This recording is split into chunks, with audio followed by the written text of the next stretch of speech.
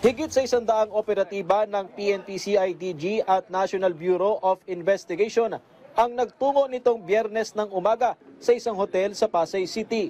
Ito'y para isilbi ang warrant of arrest laban sa 3 opisyal ng SunWest Incorporated kaugnay ng kinarap nilang kaso patungkol sa maanumalyang 289 million pesos flood control project sa Oriental Mindoro. Subsidiary umano ang SunWest sa naturang hotel, kung saan itinago at pinagpanggap na empleyado ang mga target ng warrant.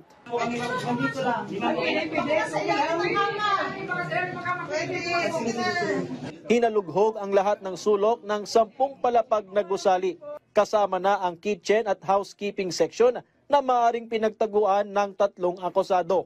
Pero matapos ang 1 oras, hindi sila nakita kaya't bigong maisilbi ang arrest warrant. Sa kabila nito, hindi titigil ang mga otoridad para sila ay matunton, pati na ang iba pang may warrant. Hindi lang naman ito yung tinitingnan namin na pwede nilang pagtaguan. Lahat ng properties na involved yung SunWest, we will go there. May it be buildings, may it be residential, may it be a subdivision, kahit saan po yan, we will exert effort to locate them.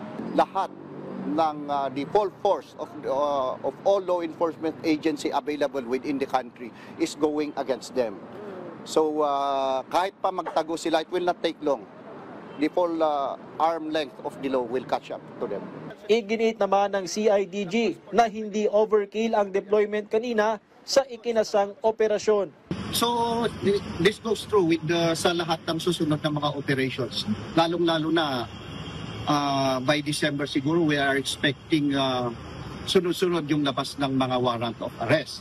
Sa ngayon, 7 pa ang nananatiling at large sa lahat ng may warrant of arrest. Kabilang na si dating Congressman Saldico.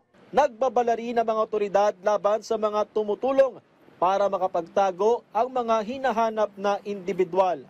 Pag nakuha namin yan within sa iyong control, ay kakasuhan ka namin. Ayaw namin na humantong kayo sa ganon. Much more you cooperate.